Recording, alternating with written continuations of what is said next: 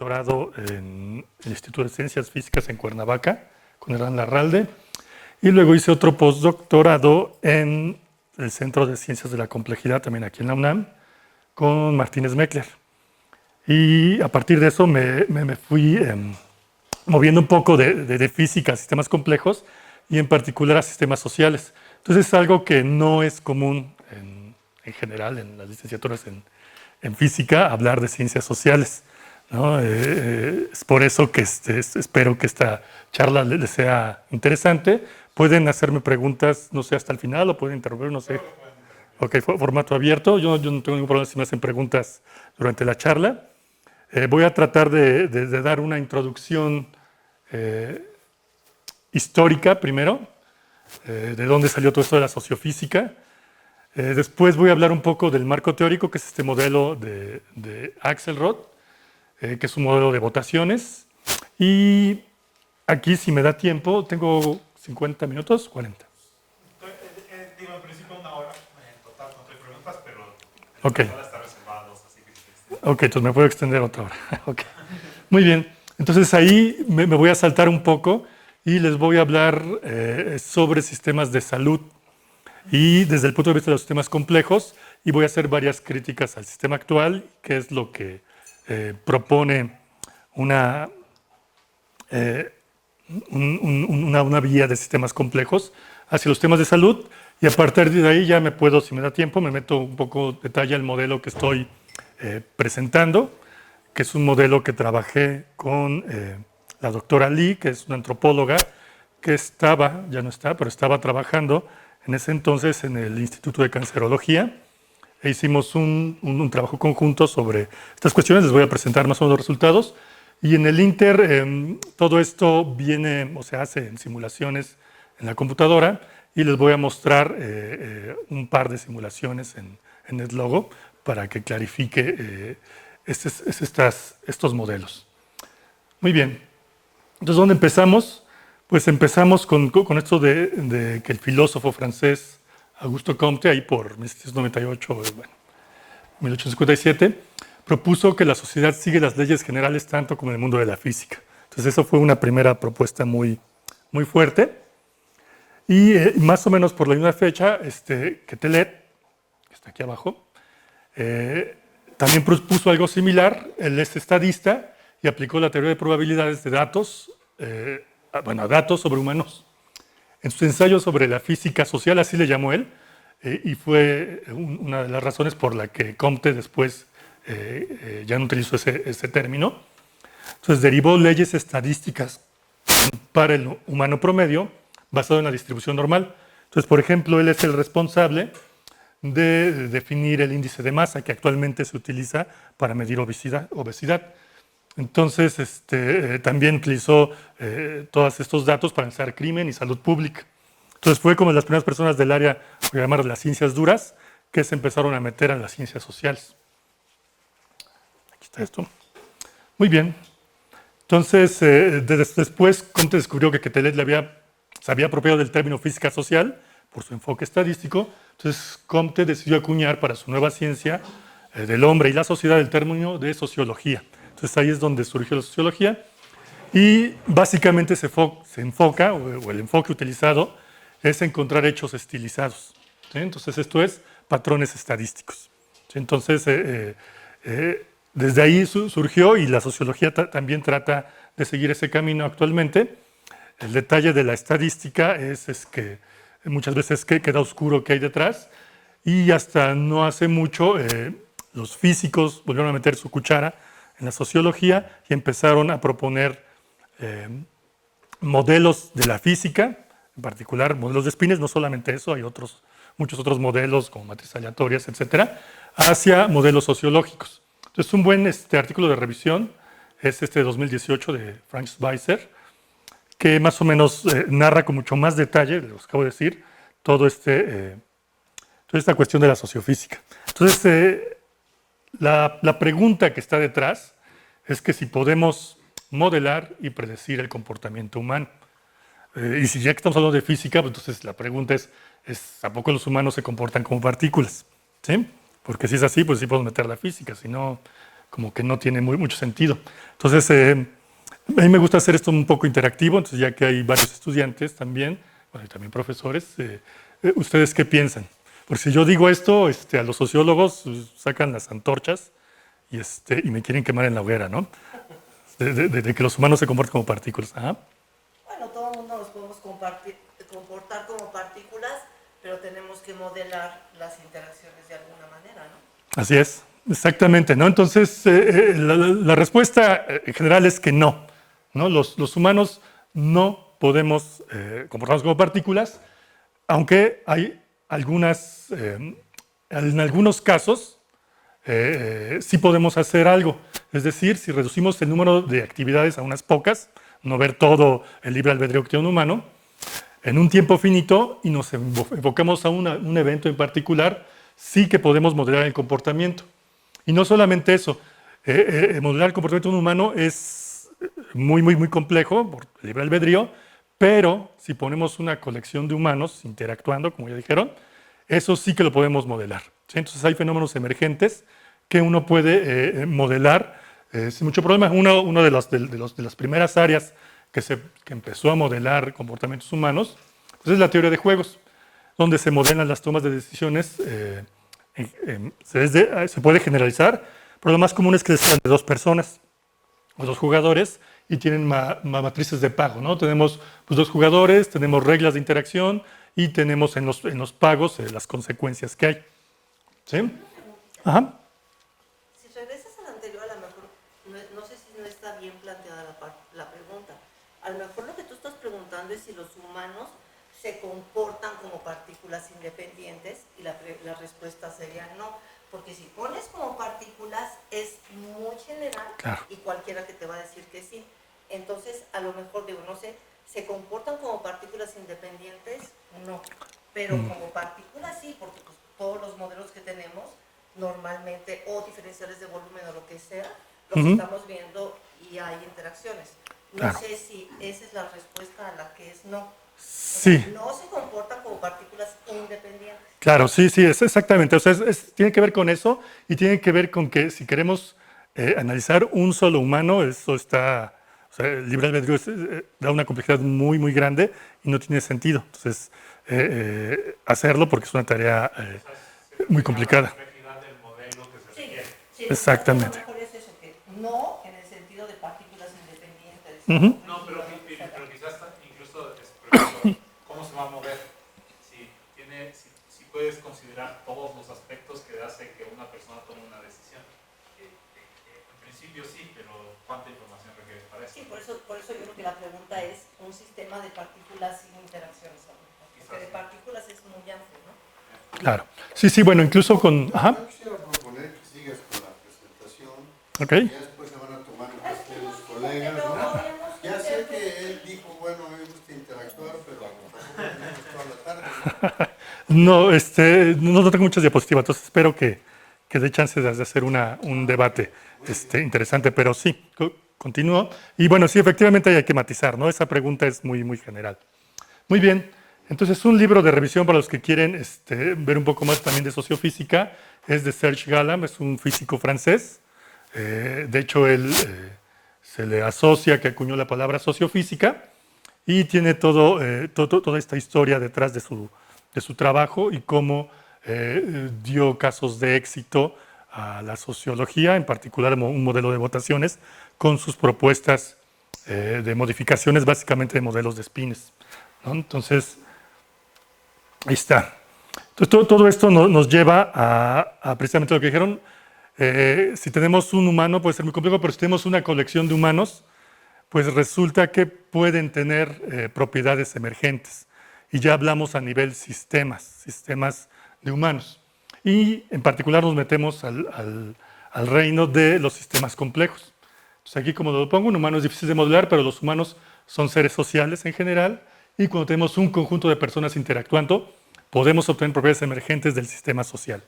¿Sí? Entonces estas propiedades, en particular dependiendo de lo que estemos midiendo, pero en general son susceptibles para modelarse con las herramientas de los sistemas complejos. Entonces, un fenómeno emergente es aquel que solamente está presente a nivel sistema, pero no está presente a nivel elementos del sistema. Eso se le llama una propiedad emergente, es una propiedad sistémica. Entonces aquí, no sé si alguien puede decirme qué es lo que está acá. La ola, ¿no? De Mexican Wave. Entonces, la ola es un ejemplo de una propiedad emergente que sale a partir de la interacción local de los humanos. Y desde luego que se puede modelar porque es una onda viajera con un frente de onda bien definido y con una velocidad bien definida, ¿sí? La ola es una propiedad sistémica. Quiere decir que no tiene sentido hablar de la ola a nivel de una persona. Una persona no puede hacer la ola, ¿sí? Es una propiedad emergente sistémica. Ajá. Entonces, aquí claramente los humanos, un humano está muy difícil modelarlo, pero si estamos viendo este fenómeno, podemos modelarlo. Además, con complejidad hay una aproximación que se llama simplificando la complejidad, que quiere decir que tenemos que modelar los elementos conforme a sus interacciones. Aquí las interacciones son más importantes que la base material del sistema, en este caso de los humanos. Entonces aquí la interacción que vamos a modelar es simplemente local y va a ver a sus vecinos. ¿Qué quiere decir eso? Que si tu vecino se levanta, tú te levantas. Es la única regla que tenemos y es lo incómodo de lo que ponemos. ¿Sí? Si tu vecino se levanta, tú te levantas, y si pones esa regla en un modelo matemático y lo simulas en la computadora, pues obtienes un fenómeno parecido a este. ¿Sí? Entonces, en realidad es muy sencillo desde el punto de vista de la modelación a nivel humano, porque solamente estamos viendo una actividad, en este caso el patrón emergente, ¿sí? Que es la ola. Muy bien. Entonces, otra vez está esta pregunta, ¿los humanos se comportan como partículas? Bueno, pues ya dijimos en general no, pero sí en ciertos comportamientos colectivos. Entonces, por ejemplo, en ciertas condiciones puede ser modelado como un fluido incompresible, ¿no? Entonces, cuando estamos aquí en Tacubaya o en estaciones terminales en hora pico, pues básicamente se puede comportar como un fluido, ¿sí? Entonces ahí sí que podemos meter la física de lleno y empezar a modelar. De hecho, es una de las aproximaciones, no solamente el tránsito de humanos en condiciones de hacinamiento, sino también el de vehículos, ¿sí? Entonces todas esas son aproximaciones que se usan desde la física. Digamos aquí es común utilizar una ecuación de Navier-Stokes y simplificarla para modelar el tránsito vehicular, por ejemplo. Entonces, la tarea es pedir prestado de la física los conceptos y técnicas que pueden ser usadas para construir una teoría colectiva del comportamiento social, pero dentro de esta realidad psicosocial, ¿no? Entonces, eso sería la tarea de la sociofísica. Entonces, está interesante porque los físicos, que aprendemos un chorro de modelos, matemáticas, técnicas, etcétera, pues podemos meter nuestra cuchara a muchos fenómenos sociales. Muy bien, entonces uno de ellos, como ya he estado diciendo, es el modelo de Ising, y en particular vamos a hacer la analogía con lo que se llama un modelo de votaciones, ¿sí? Entonces ese fue uno de los primeros modelos exitosos. Se llama Time Voting Model, o también se llama como el modelo de la regla de la mayoría, que es Majority Rule Model, que fue Galam, precisamente Serge Galam, el físico francés que les comenté, en el 86, que lo propuso. Entonces se realiza una analogía entre el modelo de Potts, de spines, y un sistema de votaciones bipartidista, ¿sí? Por ejemplo, el de los gringos.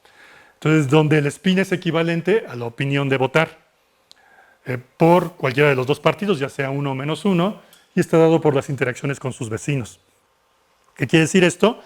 Que la votación que va a obtener una persona va a depender de sus vecinos. Entonces se voltea a ver sus vecinos, y si sus vecinos tienen mayoría 1, entonces él va a votar 1, ¿sí? Y si tienen mayoría menos 1, entonces él va a votar menos 1. En otras palabras, se está modelando una interacción social, ¿sí?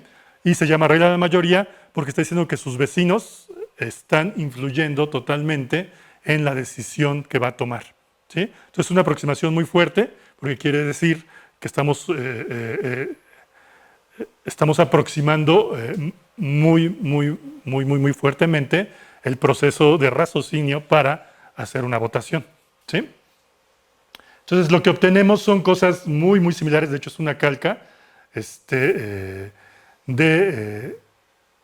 modelo de Glauber y de Ising, de que también tenemos dominios, tenemos transiciones de fase, tenemos puntos críticos, bueno, punto crítico, etcétera. Entonces tenemos estas transiciones de fase en segundo orden, entonces cada persona ve a sus vecinos y adopta la opinión de la mayoría con una probabilidad P y la opinión de la minoría con la probabilidad 1 menos P. Entonces tenemos un parámetro también que podemos variar para hacerlo un poco más realista el modelo, diciendo que no es totalmente determinista, sino que puede haber lo que se le llama un ruido social. Entonces, este P es un ruido social diciendo de que la mayoría te está, bueno, va a votar por 1, pero con probabilidad P, tú vas a 1 menos P, vas a votar contrario. ¿Sí? Y en general se han hecho muchas cosas desde el 86, desde el 93. Digamos, Aldana y Hernán Larralde también propusieron una generalización, ahora que los vecinos no sean vecinos espaciales, como lo es en el caso de los espines, sino que los vecinos sean unos vecinos dados por una red social. ¿Sí? Entonces ya depende ahora de la topología de la red social en la que estemos, van a ser los resultados que obtengamos. Entonces, voy a poner aquí varios modelos. Entonces, este programa que está acá es NetLogo, no sé si lo conozcan, pero es un programa hecho en Java y tiene un pseudolenguaje. Quiere decir que uno puede programar ahí, tiene sus librerías y está orientado hacia la modelación de agentes, autómatas celulares, redes. Y en particular, bueno, es libre, quiere decir que si ustedes tienen curiosidad en ver no solamente lo que estoy comentando, sino muchas otras cosas, pueden descargarlo. Y les voy a mostrar aquí en particular el modelo de votante. Entonces tiene una biblioteca de modelos. Esta biblioteca de modelos tiene prácticamente las áreas más importantes del conocimiento. O sea, hay matemáticas, hay física, hay química, hay biología, hay sociología, hay videojuegos, etc. Todo esto se puede hacer en el marco de trabajo de lo que se llaman modelación basada en agentes. ¿Sí? Pues aquí en particular voy a buscar la del voting model. Aquí está.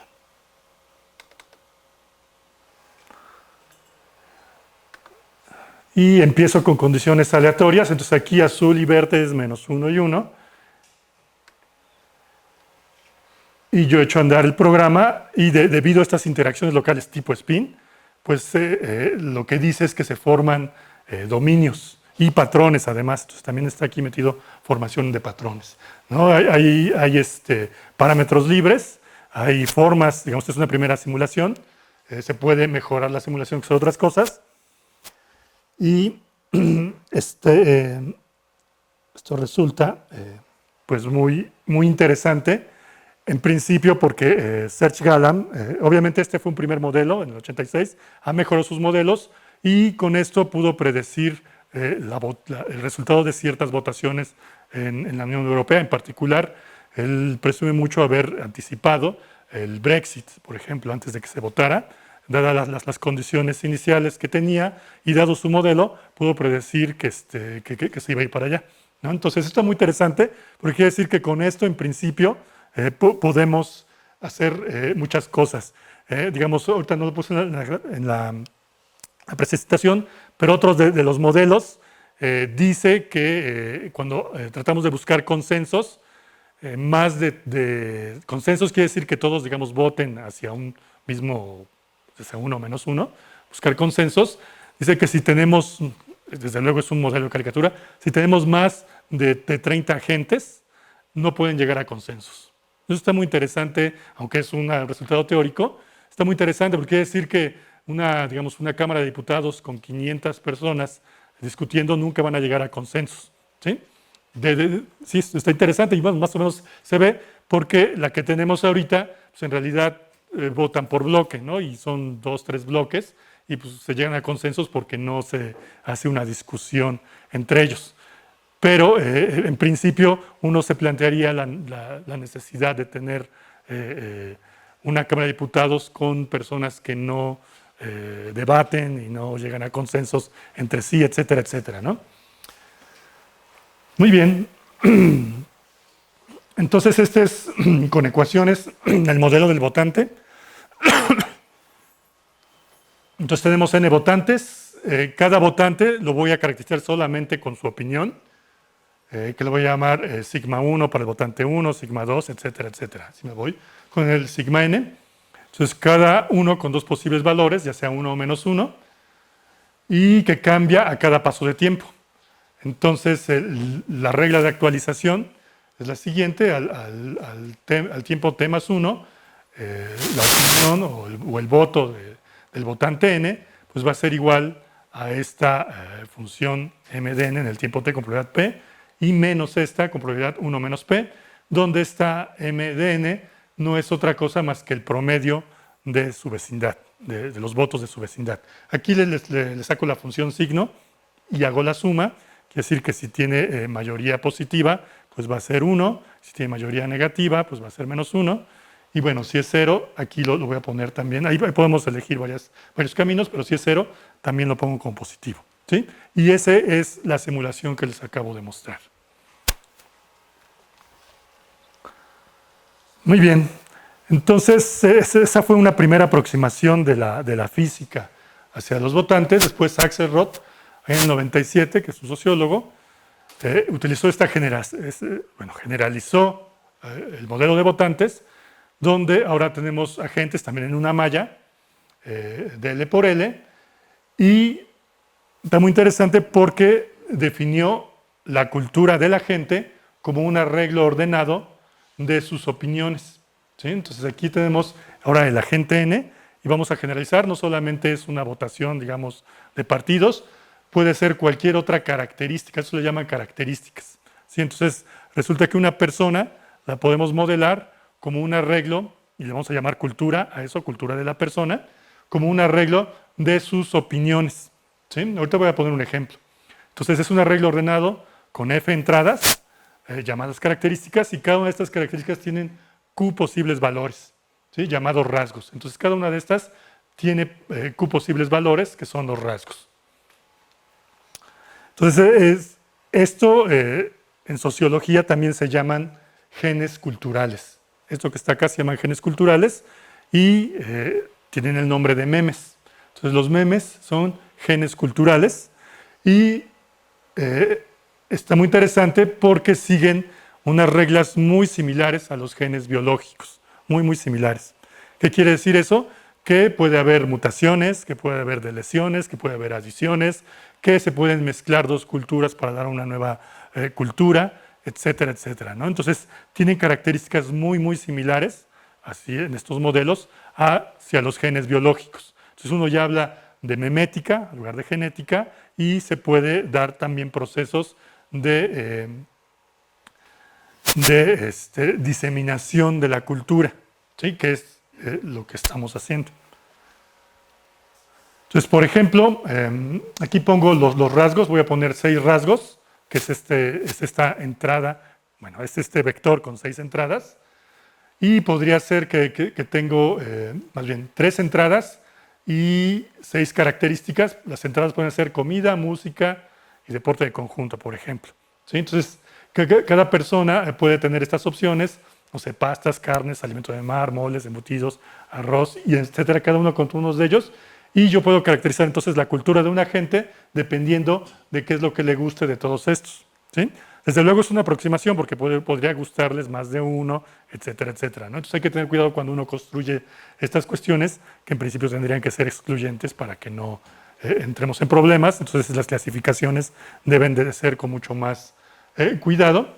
Pero, por ejemplo, el agente 1 puede tener la cultura 001. ¿Sí? ¿Eso qué quiere decir? Que en la comida pues, le gustan las pastas, que la música le gusta el 0, que es la clásica, y que el deporte le gusta el hockey en hielo, ¿no? Entonces eso ya me determinó una cultura de un agente, ¿sí?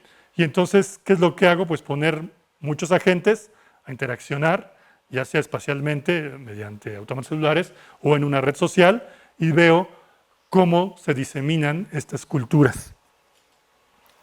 Y es lo que hizo Axelrod con este modelo. Entonces los agentes se encuentran en una malla cuadrada, interactúan solo con alguno de sus 4 primeros vecinos elegidos al azar en cada paso de tiempo. Entonces yo tengo mis 4 primeros vecinos en esta malla y de ellos agarro uno al azar. Y después, con probabilidad P y J, que es del agente I con el agente J, va a ser esta función, que no es otra cosa que el overlapping. ¿Qué quiere decir esto? Que esta O es el número de características que tienen en común el agente I y el agente J. Entonces es muy importante porque está modelando lo que se llama un gap cultural o un hueco cultural. Lo que está diciendo es que personas que tengan culturas muy diferentes no van a interaccionar. Entonces esa es una aproximación de la sociología donde dice que personas con culturas muy diferentes simplemente no interaccionan. Entonces eso quiere decir que si no interaccionan no tienen ninguna característica en común y esto es 0 y la probabilidad de interaccionar es 0. ¿Sí? Y si tienen características en común, entonces esto me va a decir cuántas características en común tienen. Al normalizarlo me da una probabilidad y esa es la probabilidad de interacción. ¿Sí? Entonces esto es muy, muy interesante porque personas que tienen culturas diferentes no pueden hacer un intercambio cultural entre ellos, ¿no? Y eso tiene implicaciones fuertes ahorita que hable del modelo en promoción de la salud. Muy bien. Entonces, una vez que interactúa los agentes, el agente I le va a copiar una característica diferente elegida al azar al agente J. Entonces, eso es como el meme. Si interaccionan, entonces uno le va a copiar la característica elegida al azar a otro y se van a empezar a parecer. ¿Sí? Que es básicamente lo que hacen los espines, que es alinearse según sean sus vecinos. Entonces, aquí es básicamente lo mismo. La cultura empieza a alinearse. Y uno esperaría en principio pues, que después de echar a correr esto, como tenemos esta regla de copiado, pues que obtengamos un sistema homogéneo, es decir, que todos tengan la misma cultura y tenga sentido entonces hablar de la cultura de una sociedad. ¿Sí? Entonces aquí hay un ejemplo, para f igual a 3, que son la cantidad de características, Q, el número de rasgos. Entonces, por ejemplo, otra vez el agente I tiene esta cultura, el agente J tiene esta cultura, y entonces el overlapping, es decir, la intersección de estos dos, pues es una entrada, que es justamente la tercera entrada, y entonces la probabilidad de interacción es 1/3. Entonces, cuando les toca interaccionar, se calcula esta probabilidad, y si resulta que interaccionen, entonces va a copiar el agente I al agente J una entrada que tengan. En este caso, copia la primera entrada de J y para el siguiente tiempo, pues ya tiene la cultura 401. Antes tenía la 001. ¿Sí? Entonces, básicamente es eso. Si se dan cuenta, es una regla muy simple de copiado entre culturas. Muy bien, pues resulta que este sistema presenta 2 fases. Entonces, uno, como era de esperarse, es la monocultura, quiere decir que todos llegan a una misma cultura, independientemente de donde hayan empezado, y la otra fase es multicultural. Entonces, hay un parámetro de orden, es una transición de fase de segundo orden, quiere decir que tenemos un parámetro de orden y un punto crítico, y en el punto crítico tenemos las características que vemos en la transición de fase de segundo orden en física, quiere decir que tenemos la propiedad de invariancia de escala. Es decir, que si vemos el sistema espacialmente, resulta que tenemos muchos dominios de tamaño chiquito y unos cuantos de tamaño grandote. ¿Sí? Igual que pasa en el modelo de Ising con la transición de fase a la temperatura de Curie. Entonces, aquí lo que estoy mostrando es el parámetro de fase Q, que es el número de rasgos que tiene. Entonces, si yo lo varío de 0 a 400, que es mi parámetro de orden, es el tamaño de la isla más grande de mi modelo, de mi sistema. Entonces, y normalizado al tamaño del sistema. Entonces, cuando estamos en la fase de monocultura, pues este tamaño es básicamente 1, quiere decir que todos tienen la misma cultura, que es la isla gigante, y esta isla gigante va perdiendo tamaño hasta que prácticamente se hace cero. Quiere decir que tenemos muchos dominios, tenemos multicultura. Esto está muy interesante porque quiere decir que entre más rasgos, más opciones tengas, más diversa sea tu población, tu sistema en general va a caer en una multicultura. ¿Sí?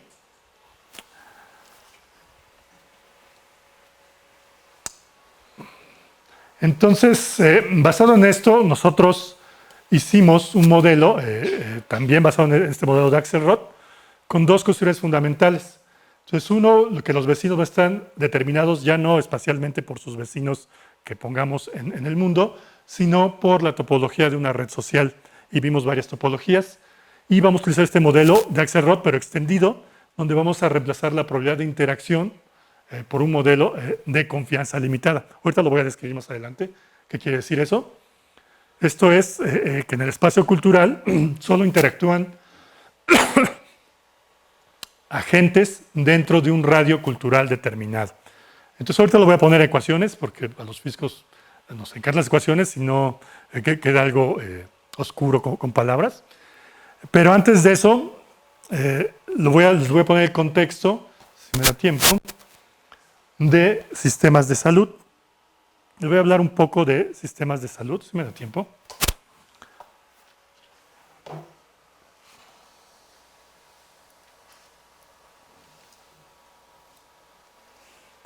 Entonces, ¿por qué? Porque voy a utilizar este modelo de Axelrod para la propagación de una cultura científica en relación al cáncer. Es decir, vamos a prevenir el cáncer a nivel social, ¿sí? Difundiendo una cultura científica en contra de los mitos acerca del cáncer. Entonces es una aplicación muy interesante, pero para que se entienda un poco, quiero poner el contexto de por qué estamos haciendo eso de los sistemas de salud. Entonces, en general, todavía predomina, aunque ya está mejorando. Entonces, los sistemas de salud se ve como un sistema cerrado, estático, y ve a la salud como algo inherente al sistema, es decir, que es algo dado, y a la enfermedad como algo que siempre puede ser evitado. Entonces, es muy importante porque no solamente sistemas de salud, en general nuestra sociedad está construida así, está dada por sistemas cerrados. Nuestro sistema de salud, voy a llamarlo formal, es un sistema cerrado, dado por todas las instituciones, personas, digamos, de gobierno, privadas, que se encargan del cuidado de la salud. Sin embargo, una visión de sistema abierto, complejo, ve a la salud como algo que debe ser creado. Es decir, que no está en el sistema, sino que tiene que ser creado, entre comillas, quiere decir que es un proceso emergente. Entonces, en esta visión es como la ola. Es decir, la salud es una propiedad emergente del sistema social en general. ¿Sí? No es que esté o que pertenezca a una sola persona. Eso es un cambio de paradigma que ya se está dando cuando uno habla de salud pública, ¿sí? Pero todavía está constreñido a instituciones formales. Entonces, cuando hablamos de esto, hablamos de un sistema abierto totalmente, ¿sí? Entonces, todo esto tiene sentido. Ahorita voy a decir por qué. Entonces, el organismo está evolucionando constantemente a través de un proceso de autoorganización que involucra una interacción entre el desorden, equilibrio y orden-equilibrio, ¿no? ¿Y qué quiere decir esto? Que la salud es la propiedad emergente del sistema social, económico y ambiental. ¿Sí? Entonces, tenemos que ver todas estas cosas social, económico y ambiental, resultado de las múltiples interacciones internas del individuo, que son biológicas, y condiciones físicas, químicas, biológicas, sociales, culturales, económicas de su ambiente. ¿Sí? Entonces, el cuidado de la salud se refiere a todas las actividades involucradas en el desarrollo y mantenimiento de la salud. Muy bien.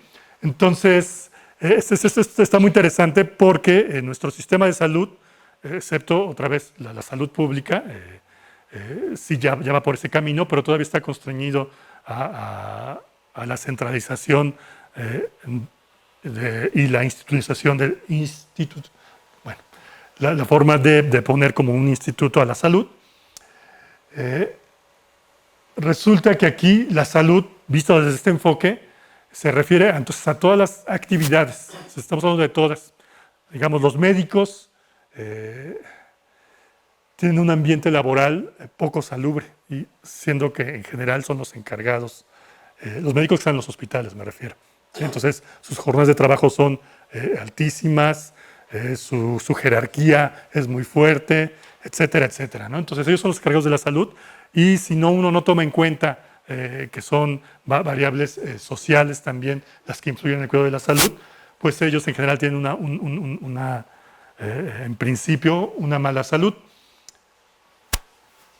Otra cosa, ok, voy para acá. Entonces, los determinantes de la salud que se ponen son los siguientes.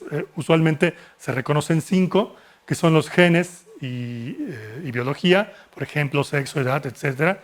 Estilos de vida, digamos, abuso de alcohol, uso de drogas, sexo desprotegido, etcétera. Sistemas de cuidado de salud, es decir, si tienes o no seguro o acceso a un servicio de cuidado de salud. Ambiente físico y toda la ecología adentro de por ejemplo, si vives en ciudad o campo, etcétera, y ambiente social y cultural. Son los determinantes de la salud. Y en esta página que es colombiana, neuropediatra.org, se dedicaron a ver sus casos y ver cuáles estaban relacionados con qué determinante, y parece ser que los hábitos saludables ahorita están determinando el 50% más o menos de las enfermedades que están tratando. ¿Sí? Y eso en sociología y también en salud pública ya se ha descrito con lo que se llama la transición epidemiológica. No sé si alguien la ha escuchado, ¿no? Entonces, la transición epidemiológica se basa debido a la migración del campo a la ciudad, las enfermedades que antes eran propias de la higiene, pues, de campo, que se combatían con la estructura que tenemos actualmente de la salud pública, con vacunas, antibióticos, etcétera, ahora han cambiado a enfermedades que se llaman enfermedades complejas o enfermedades multifactoriales, ¿sí? Como la diabetes, la hipertensión, el síndrome metabólico, y esas enfermedades están poniendo en bancarrota a todas las instituciones de salud de todo el mundo, no solamente en México, ¿sí? Porque está resultando muy caro y además no se están controlando. Solamente tenemos un sistema reactivo, está reaccionando, pero no tenemos un sistema preventivo, ¿sí? Entonces, desde luego desearíamos un sistema preventivo porque en principio es menos caro, en todos los aspectos, no solamente económicos, sino social, ambiental, y resulta que en los gastos de salud que se están haciendo, pues la mayoría se va a servicios de salud, es decir, a servicios reactivos y no preventivos. Y solamente un 4% se va a hábitos saludables. Y no solamente eso, la forma de hacerlo, en que lo hacen las instituciones, es a partir de difusión por medios masivos, o si acaso cursos que se dan en los hospitales para la población. Resulta que eso que estoy diciendo pues se puede modelar con el sistema que les mostré de Axelrod. Entonces nos tenemos nuestra cultura, los medios masivos sería como un campo externo magnético, ¿sí? Y que puede orientar de entrada las culturas de los agentes. Muy bien. Entonces, un poco más de sistemas de salud. Entonces, los formales e informales. Entonces, actualmente se piensa que la salud se mantiene y desarrolla no solo a través del avance científico de la medicina, sino también a través del estilo de vida del individuo y la sociedad. Entonces, como decía, esta transición epidemiológica hizo que las enfermedades multifactoriales complejas, los hábitos saludables sean muy importantes. Y eso hace toda la diferencia. Nuestro sistema de salud trata de controlar la salud pública. Ese es su objetivo. Pero el control que tiene el médico sobre los hábitos de su paciente es básicamente nulo. Incluso el mismo médico no puede controlar sus mismos hábitos aunque tiene el conocimiento, ¿no? Entonces hay muchos médicos que dicen que tienen que comer saludable, tienen que hacer deporte, etcétera, etcétera. Pero otra vez, por las condiciones de trabajo que tienen, ellos mismos no siguen sus mismos consejos, ¿sí? Entonces, mucho menos la población, no solamente porque no quiera, sino que es un problema sistémico. ¿Qué quiere decir eso?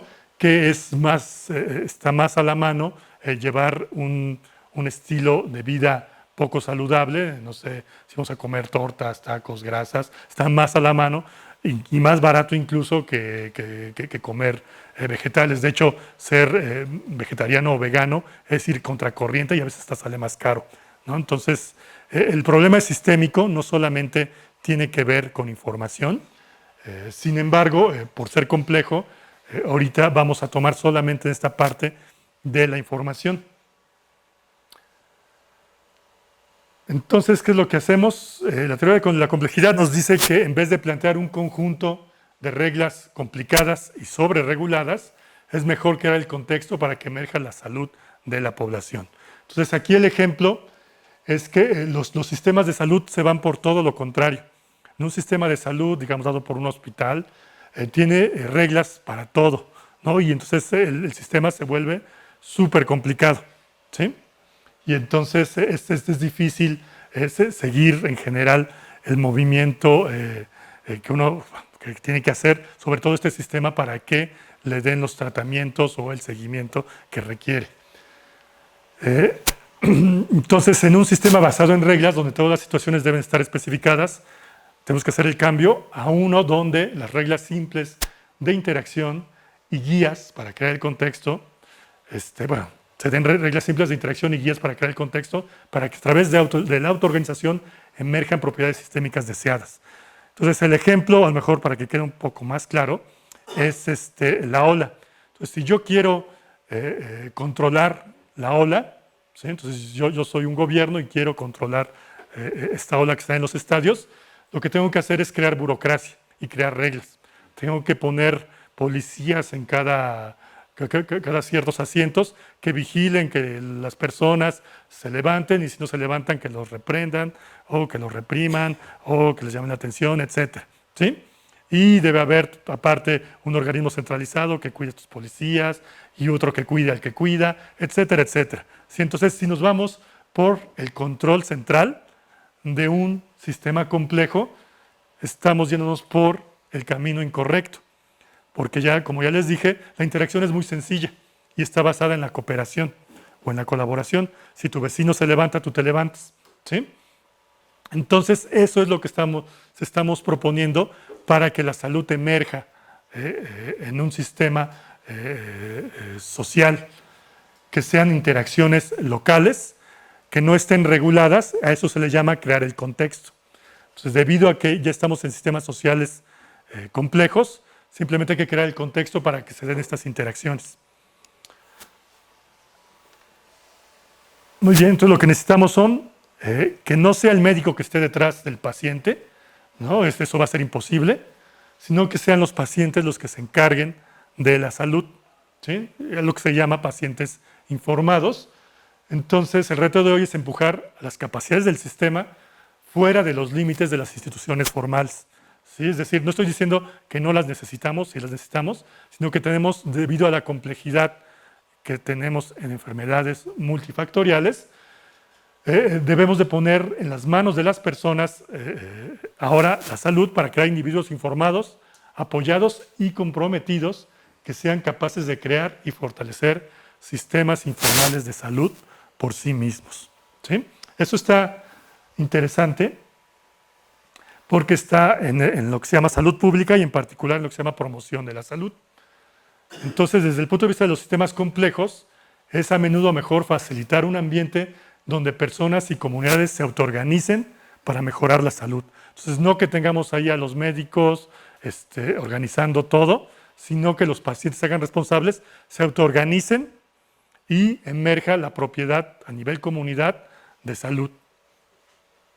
Entonces, como dicen, los problemas de salud son complejos y dependen del tiempo y el espacio y no podemos imponer o controlar, es otra vez como tratar de controlar la ola, un plan de acción de arriba hacia abajo, es decir, con un gobierno. El gobierno no va a poder controlar esto y la solución no va a venir de ahí y conseguir los resultados consistentes positivos.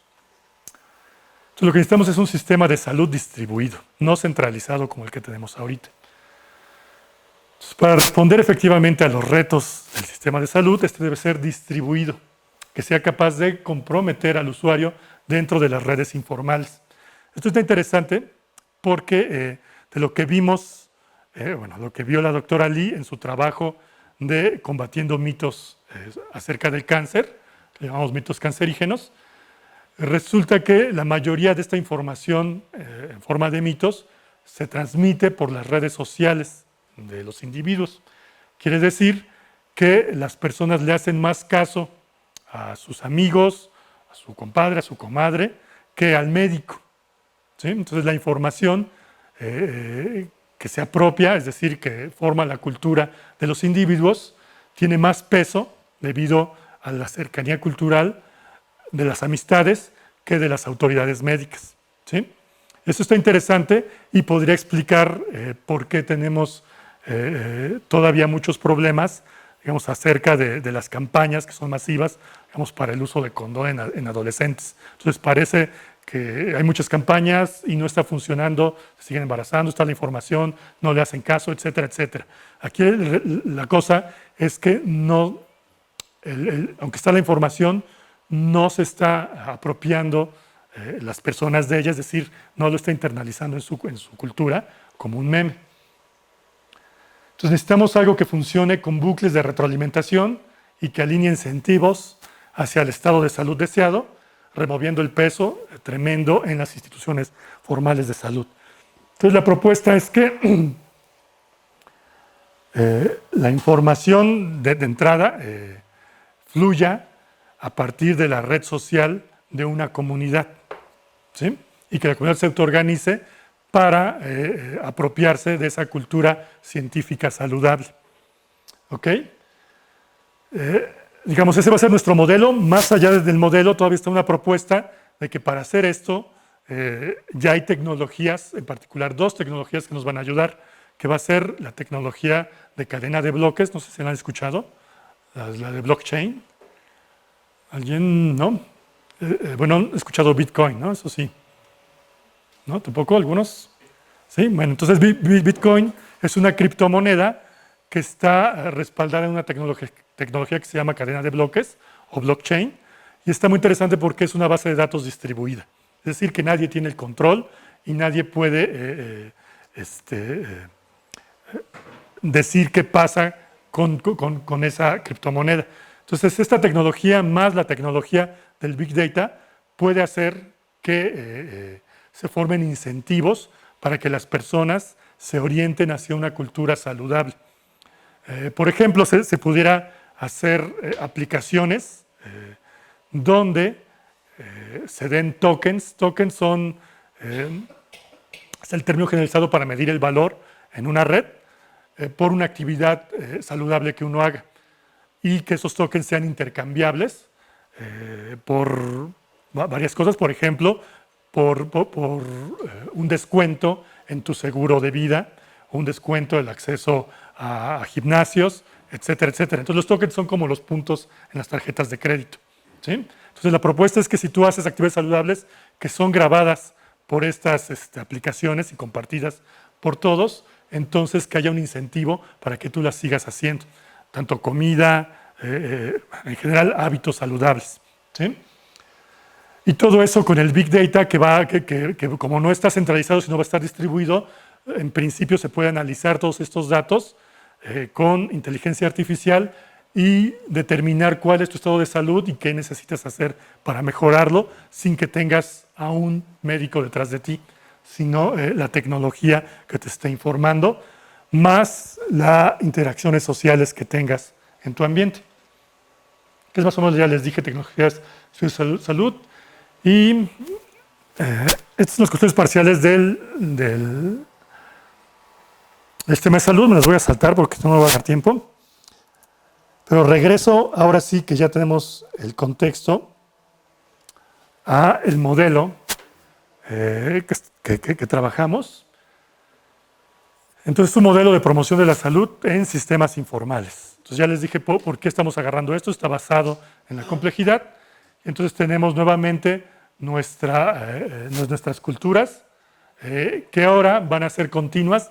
Ya no va a ser solamente 2 valores, sino vamos a tener valores continuos de -1 a 1.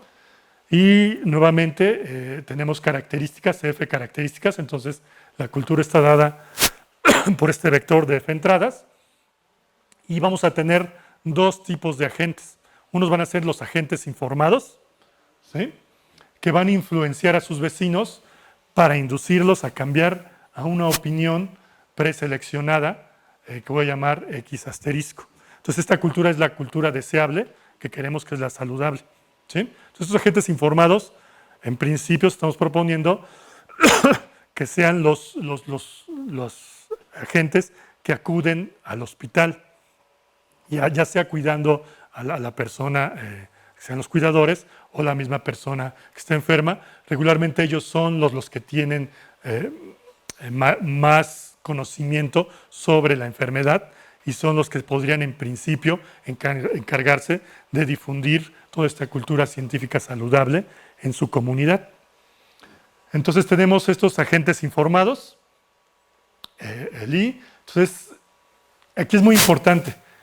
Para que haya un intercambio cultural debemos el agente informado tiene que ver a su vecindad y tiene que sacar un promedio de la cultura de su vecindad de conocidos, ¿sí?, en su red social. Entonces va a tomar esa cultura debido a que si llega con su cultura científica y trata de difundir o de diseminar esta cultura, debido al gap cultural simplemente no va a haber intercambios, ¿sí? Y eso es realmente lo que pasa con los médicos y los pacientes. El gap cultural que hay entre médicos y pacientes es muy grande. Entonces no hay forma de que haya un intercambio cultural entre ellos. En otras palabras, la mayoría de los pacientes solamente le tiran el avión a los médicos, que sí van a hacer cosas, que van a hacer cosas, que van a hacer cosas, que sí me tomé el medicamento, etcétera, y su salud pues empieza a irse por otro lado. El médico se da cuenta que no lo están siguiendo, en fin. Entonces, para que no pase eso, el gap cultural tiene que cerrarse. Por lo tanto, tienen que ser personas de la misma comunidad, que no tengan la bata, que no sean, pueden ser médicos, pero que no sean necesariamente médicos, que sean los que se encarguen de difundir estos hábitos saludables y estas enfermedades como el cáncer, para que la comunidad se apropie de esta cultura científica. Entonces, lo que hicimos es que el agente I informado va a tomar el promedio de culturas de su vecindad, ¿sí? Y esa es la que va a tomar. Entonces va a tomar este promedio de cultura de su vecindad, pero va a tener un sesgo. Entonces vamos a poner un sesgo, el sesgo hacia una cultura científica deseada, ¿sí? Porque, otra vez, el gap cultural no puede ser muy grande. Entonces este sesgo va a ser, esto viene de teoría de control, entonces es un control para que la cultura se empiece a mover gradualmente hacia una cultura determinada. Entonces esta mu es el parámetro de convergencia de opiniones. Entonces en cada paso de tiempo vamos a utilizar, ya dado este contexto, el modelo de Axelrod, vamos a calcular la probabilidad de interacción, el overlapping que ya les comenté, y vamos a tener un modelo de confianza limitada. Quiere decir que esta probabilidad van a interactuar solo si estas culturas de la agente I y de la agente J están en un radio H, en este espacio cultural. Entonces, si están dentro de ese radio H, en este espacio cultural, entonces pueden interactuar, ¿no? Fuera de ese radio ya no interactúan, quiere decir que el gap cultural es muy grande y no hay una diseminación de sus culturas. Entonces, cuando dos agentes interactúan, van a actualizar sus culturas como sigue. Entonces, el agente I al tiempo t más 1 va a tener la cultura que tenía al tiempo t y se va a acercar a la cultura del agente J, ¿sí? Entonces, esto es lo que hace, acercarse a la cultura del agente J. Cuando son iguales, pues esta es 0 y simplemente se queda con la cultura que ya es. Si no, ve la diferencia que tienen.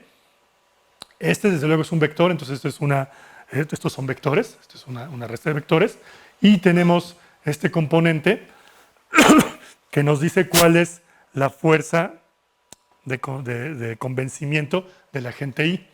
y del agente J aquí, perdón, porque estamos copiando del agente J, este es del agente J y este es del agente I, normalizado a sus dos fuerzas. Estas dos fuerzas las voy a poner como el grado del agente I elevado a una potencia alfa. El grado me refiero a que estamos en una red y cada nodo de la red tiene un número de vecinos. A ese número de vecinos se le llama el grado. Entonces, mientras más vecinos tenga uno, es decir, mientras más popular sea, tiene más vecinos y más fuerza de convencimiento tiene. ¿Sí? Eso es lo que hace este término. Y cuando interactúa con la agente J, básicamente es lo mismo.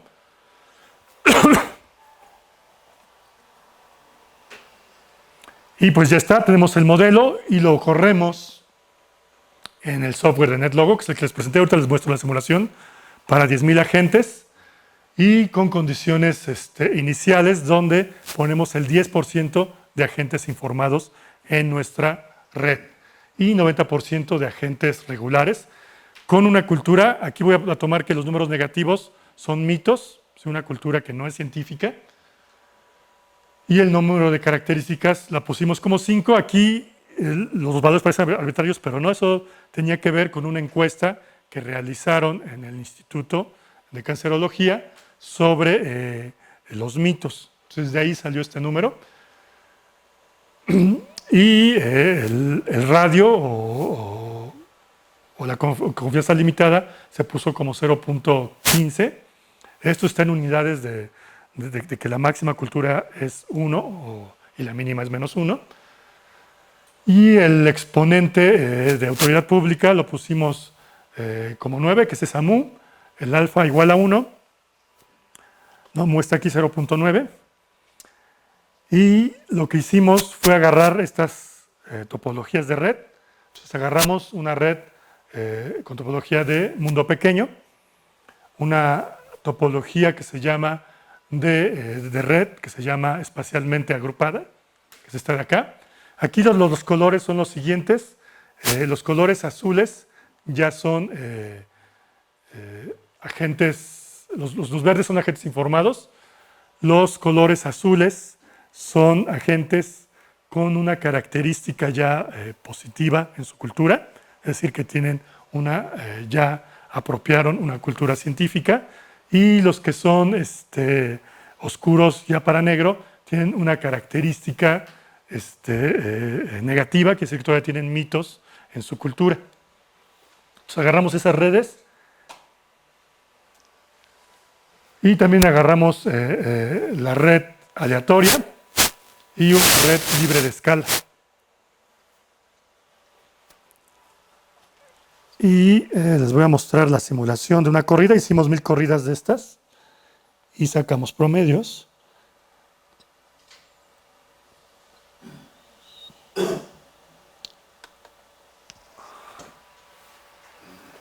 Ok. Entonces ahí empiezo a crear la red. Esta es una red, no la veo bien acá. Esta es una libre de escala. Tal vez convenga poner menos agentes para que no se amontonen y sea más claro el asunto. Voy a poner aquí menos agentes. Digamos, voy a poner 100 agentes.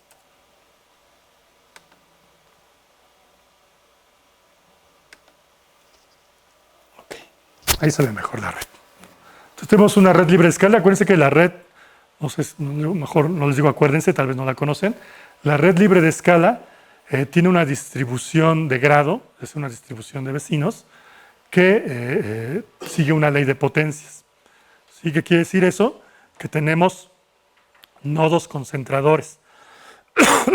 Es decir, tenemos muy pocos nodos que concentran la mayoría de los enlaces. ¿Sí?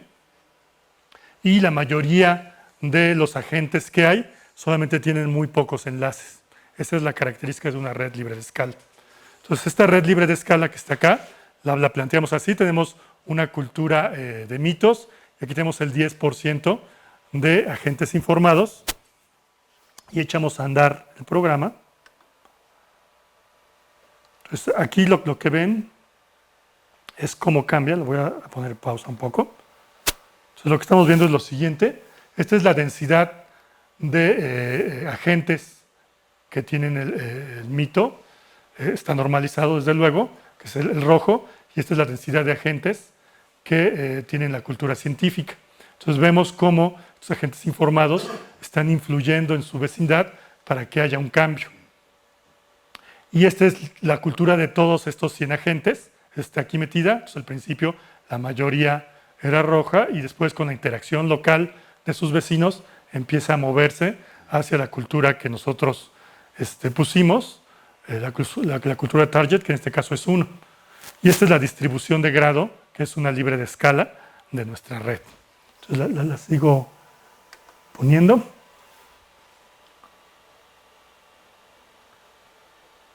Entonces ahí vemos cómo empiezan a convencer algunos y se empiezan a volver azules, que son estos, hasta llegar ahorita más o menos a una meseta. Aquí está, todavía sigue subiendo, entonces si le aceleramos aquí el paso,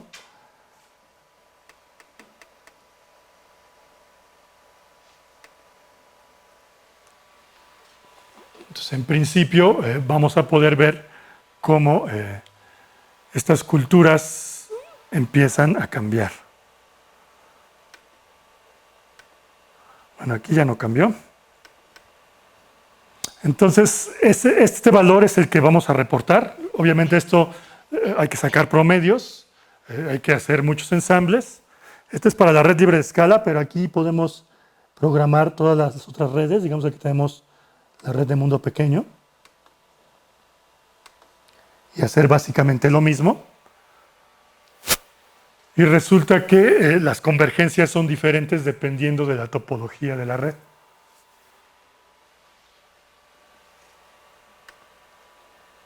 Entonces lo que obtenemos es esta gráfica que no se ve muy bien, pero aquí están las 4 redes ya promediando, esta es la densidad de los agentes. Entonces aquí está la libre de escala, aquí está esta punteada que es esta de acá, esta es la que es agrupada espacialmente, el mundo pequeño es este que está acá y esta es la aleatoria, la que va acá. Entonces hay varias conclusiones que podemos sacar de esta gráfica. La primera es que independientemente de qué red hablemos, se necesitan del orden más o menos de 100 interacciones para que empiece a haber un cambio. ¿Qué quiere decir eso? Que si vamos a hacer una política de promoción de la salud y solamente mandamos una brigada a hablar una sola vez a las personas, eso no va a funcionar, ¿sí? Tienen que ser interacciones repetidas de estar intercambiando esta cultura. ¿Cuántas? Aquí el modelo nos dice que al menos 100, ¿sí? Para que empiece a haber cambios, ¿sí? Y tienen que sostenerse. Y para que haya un cambio más o menos decente, estamos hablando que son 500 interacciones. Si hace una interacción al menos cada semana, estamos hablando que esto, para cambiar la cultura hacia una cultura saludable, por estos métodos, pues requerimos años de estar trabajando en una comunidad. Años. Entonces también uno entendería por qué no están funcionando todas las campañas de promoción de la salud que se están implementando. Otra de las cosas que vemos es que el mundo pequeño, debido al scale free, que es la libre de escala, la que tiene hubs concentradores, es la que levanta primero, debido a estos nodos concentradores, empieza a hacer el cambio primero, pero la saturación es muy lenta. Debido otra vez a estos nodos concentradores, pueden formar bloques y simplemente hacer un dominio y un gap cultural que no sea posible ya cambiarlos. El que tarda más, pero satura más rápido, es el de una red aleatoria. Entonces, este tarda del orden de 500 interacciones, pero el cambio es básicamente inmediato a casi toda la población. Esto está interesante porque también nos está diciendo que dependiendo de la topología de la red que tengamos, podría ser la política que implementemos. Por ejemplo, una red aleatoria se puede dar en un salón de un hospital donde nadie se conoce y empiezan a interactuar pues, al azar, porque nadie se conoce de entrada, ¿sí? Entonces, para que una vez que se formen esas relaciones, vamos a esperar que se haya un cambio total después de unas 500 interacciones. Esta ruta está muy interesante. Esta de Scale Free se da mucho también en algunas sociedades donde tenemos nodos concentrados, es decir, líderes de opinión. Y en esa esperaríamos que levantara primero, pero que no llegara a toda la población. Y ya entre en medio pues están las otras dos, que es el Small World, que es esta, que también se parece mucho a la Random, en cuanto a que sí satura, pero tarda más en llegar a ello. Y nos falta la de espacialmente agrupado, que se parece también mucho a la que tenemos de Scale Free. Entonces, bueno, pues eso sería básicamente los resultados que obtuvimos, y las conclusiones pues están aquí planteadas. Entonces, los sistemas complejos ofrecen herramientas teóricas para el estudio transdisciplinar de sistemas sociales, ¿no? En particular, la sociofísica es un área con un crecimiento importante dentro de la comunidad de físicos. Entonces, hay muchos físicos que ya se han estado metiendo a estos sistemas sociales debido a las herramientas que tienen. Y bueno, para la promoción de la salud sea más eficiente, se debe considerar el sistema informal de salud, es decir, que en este caso solamente consideramos al sistema formal a través de una red social y la diseminación de la cultura. Entonces, dentro de nuestro modelo, la adopción de una cultura científica depende totalmente de la topología de la red social, pero independientemente de la red, se necesita al menos del orden de 100 interacciones entre los agentes para empezar a ver cambios culturales. Entonces, lo cual tiene una fuerte implicación en el diseño de estrategias de promoción de la salud. Y bueno, entonces esto es una bibliografía por quien quiera saber un poco más de estos asuntos. Y eso sería básicamente todo lo que les quería contar en esta plática.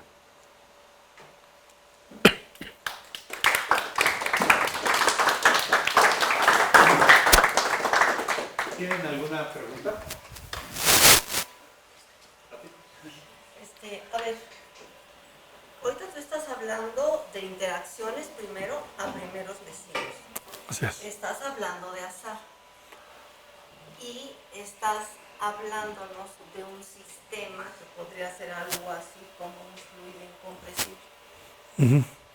Yo creo que más bien tu hipótesis sería como de un gas, porque en el momento en que tú tienes un incompresible como el que nos enseñaste del tráfico, si tú lo que quieres es que finalmente haya cooperatividad, que haya un autoensamblaje, obviamente no lo vas a lograr con interacciones a primeros vecinos.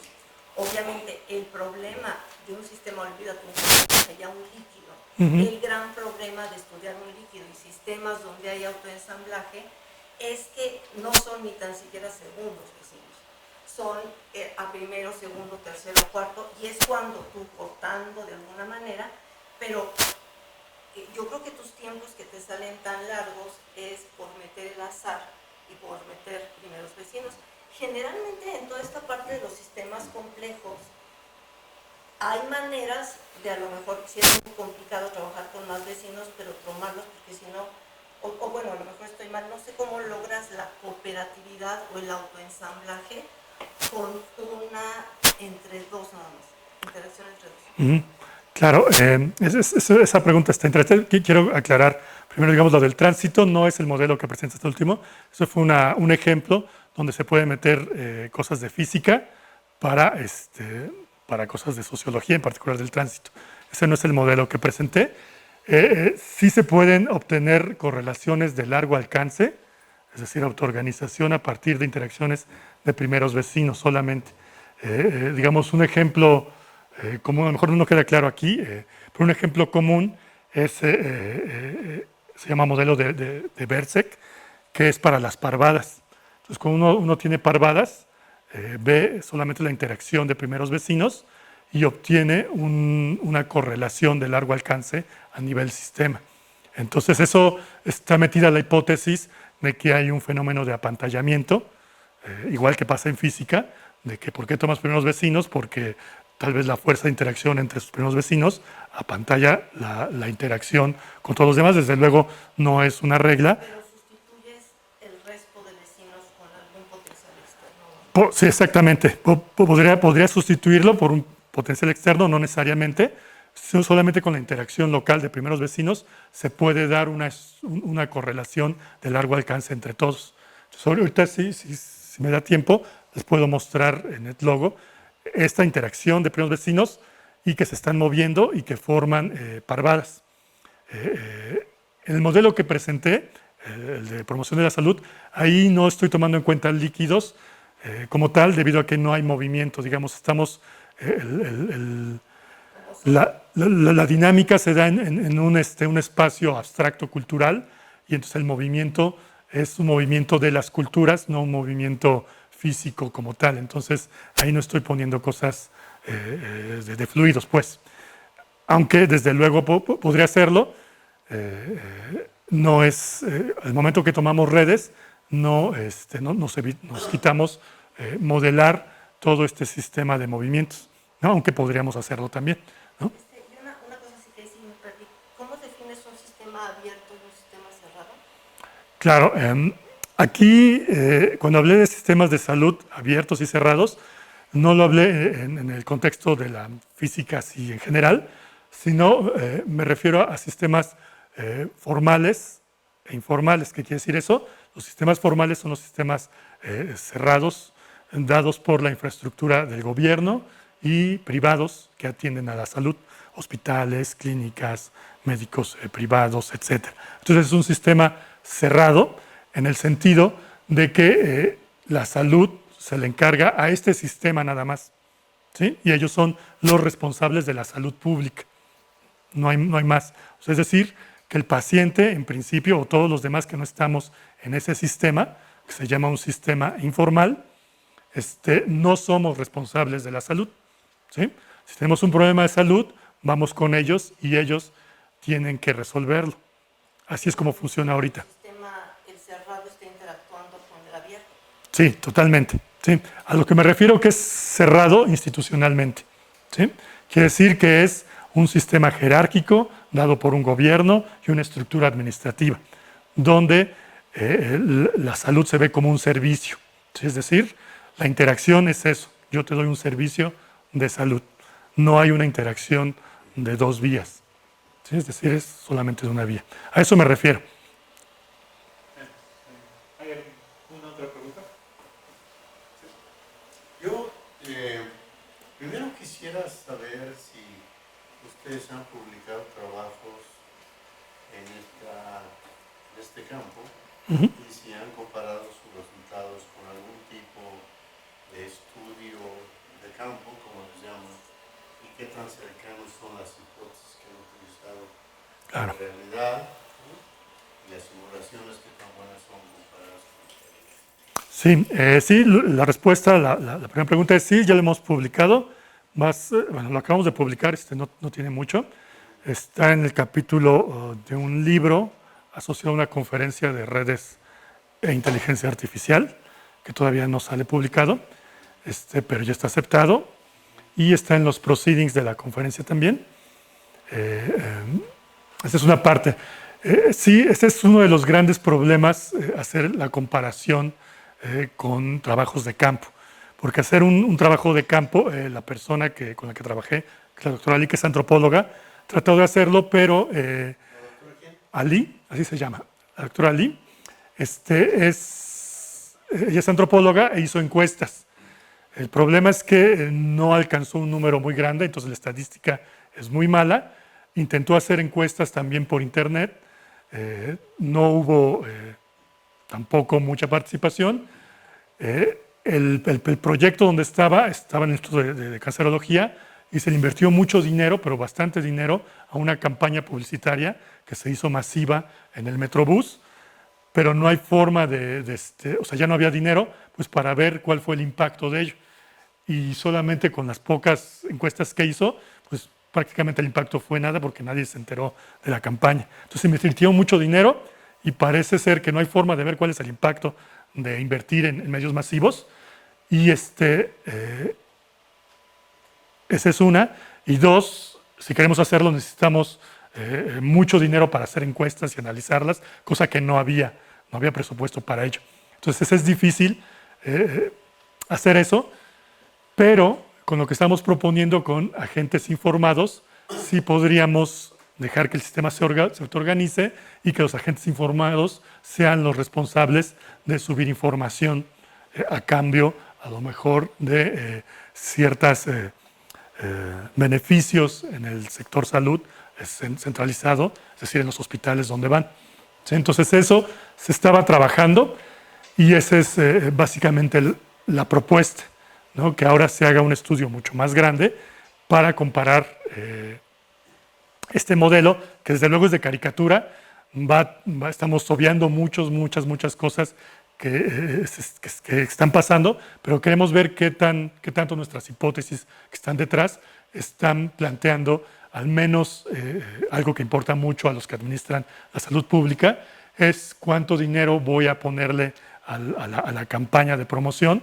Aquí estamos diciendo que al menos necesitas 100 interacciones para que empiece a haber un cambio muy pequeño, ¿no? Entonces, si no hacen eso, va a ser estar invirtiendo dinero, mucho dinero si es masivo, a lo mejor no tanto, en este tipo de campañas que también se llaman epidemiológicas, en el sentido de que la transmisión cultural se ve como una transmisión de contacto tipo virus, ¿sí? Entonces a eso se le llama mercadotecnia de boca a boca. Pero eso se podría dar a través de mensajes vocales o de videos y no necesariamente de la campaña del metro. Porque a lo mejor no todo el mundo lee o le interesa leer. ¿Hay alguna posibilidad de que sea este tipo de estudios? Sí, se hizo. Ellos hicieron eso precisamente como no había forma de ver el impacto, exacto. No, lo del metro, y después hicieron un video que lo subieron a redes sociales y lo trataron de difundir, pero la difusión fue muy poca. O sea, eso sí lo midió, o sea, midió los twitters, los Facebook, las veces que entraron a la página, y fue muy poca, y básicamente solamente entre profesionales de la salud, o sea, entre médicos, ¿no? Entonces no permeó a la población. Y la justificación que estamos dando es que el gap cultural es muy grande entre la comunidad de médicos y la población en general. Entonces ese gap hace que el intercambio cultural no se dé, ¿sí? Entonces necesitamos otra aproximación. Entonces, desde luego, ahorita la propuesta es hacer campañas con agentes informados y después medir su impacto y después comparar en cuanto a dinero, que es lo que importa a los administradores, cuál es más eficiente. A mí la impresión que me queda es que ustedes le ponen mucha fe a los agentes informados versus los no informados. ¿No podría darse lo opuesto? Que los informados realmente penetren en la estructura genética de los informados, porque así trabajan las redes sociales. Claro. Las redes sociales lo que hacen es difundir una cosa, estén informados o no. Claro. ¿Está este parámetro considerado? Sí. De hecho, el intercambio cultural es de ambos lados, ¿sí? Pero otra vez, el agente informado es aquel que está convencido y que su cultura no va a cambiar. Entonces, ese sí es una hipótesis. Sí, exacto. Exactamente. O sea, esa gente... Sí, claro. Pero entonces aquí lo que se trata es, digamos, la propuesta que estamos haciendo es que el agente informado no llega a decirle tú estás mal, yo estoy bien, porque si hace eso no va a haber intercambio, que es lo que hacen los médicos. Entonces lo que hace es ver la cultura de sus vecinos, apropiarse de ella para que no haya ese gap cultural. Entonces empiezas a hablar de otra cosa que no sea eso, que tengan en común, y una vez que hagan este intercambio cultural, entonces poco a poco metan la cultura científica, pero no de sopetón, de que esto tiene que ser así, sino que poco a poco empiecen a haber un sesgo que empiece a mover la cultura de sus vecinos, y esos vecinos se van a encargar de mover esa cultura a sus vecinos, etcétera, etcétera. Yo tengo una última pregunta, sí. Que no quiero monopolizar esto.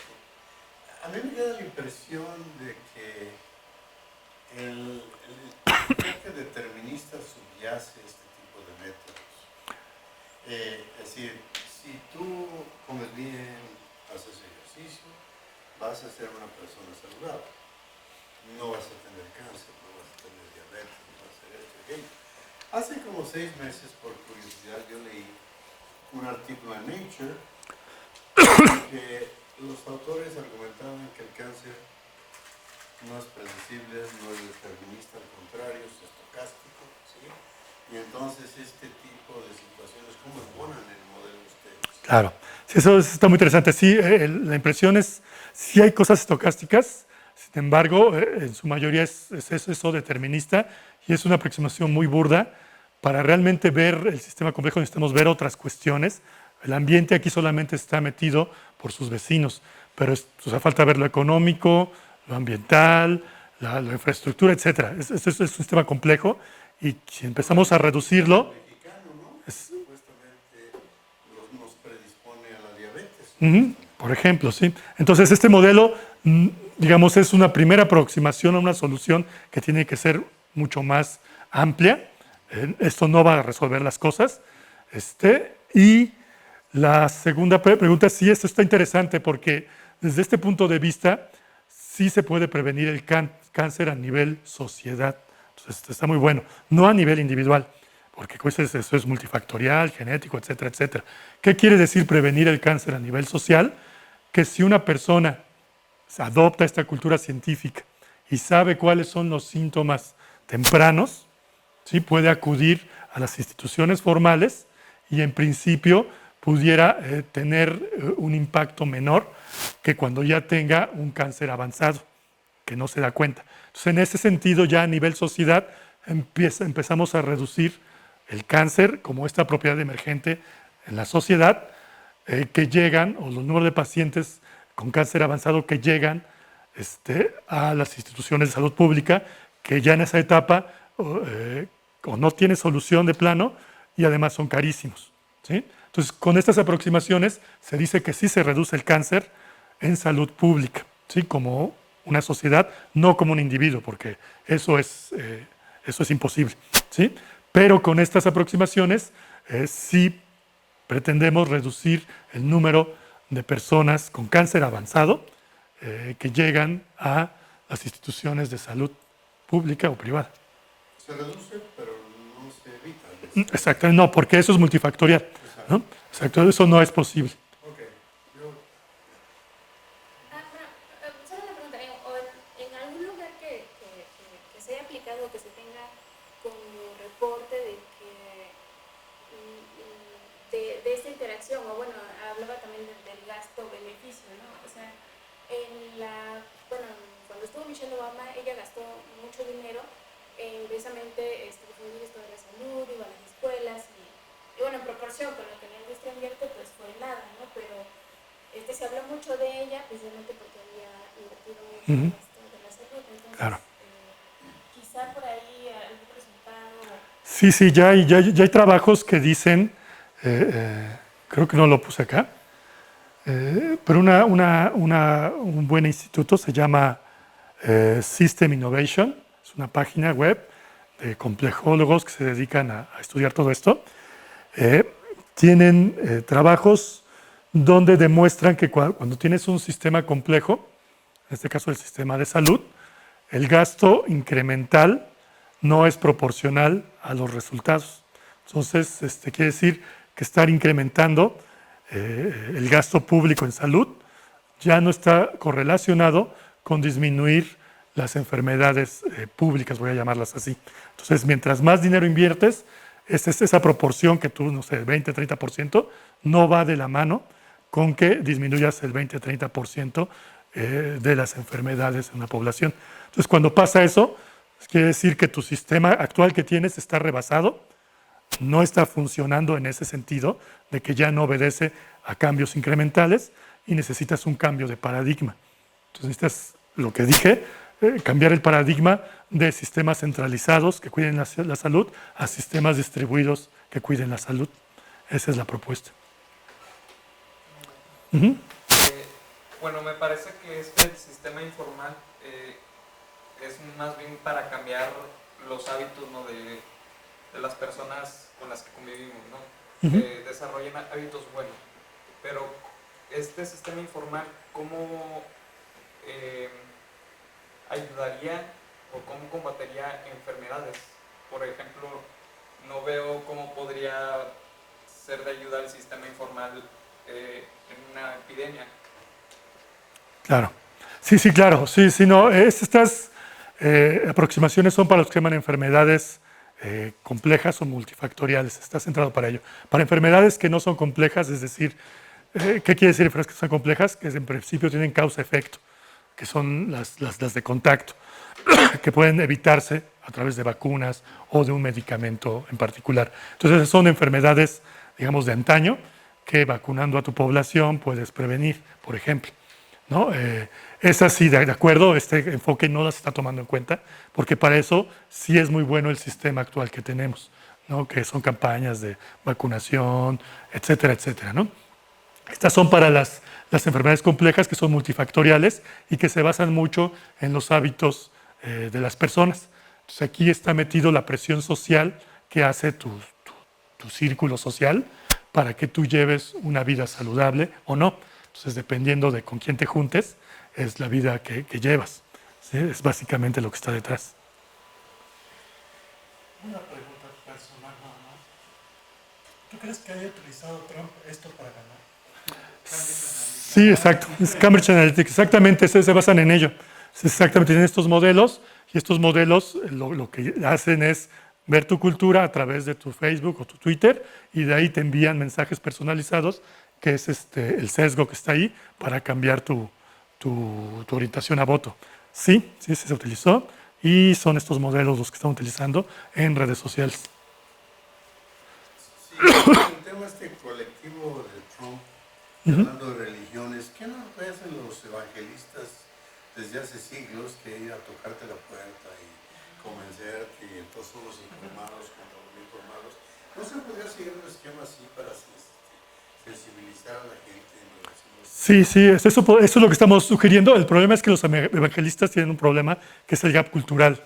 Entonces el gap cultural hace que los rechaces totalmente. O sea, cuando te dices... México ha crecido mucho, poblaciones también Claro. rurales. Pero ahí que creció no tanto por convencerlos por la religión, sino que les dieron en este intercambio cultural otras cosas que no tenían que ver con la religión. Por ejemplo, préstamos, les daban trabajo, etcétera, etcétera. Entonces hizo que, basado en esto, no se fueran a lo que querían cambiar, sino que cambiaran otra cosa y una vez que los tenían, se quedaran en ello. Hablaste de eso veladamente, del reflejo de Pavlov, de que si haces esto, te doy esto, y no sé, ¿no? Sí, Para que incentivos. se puede manejar.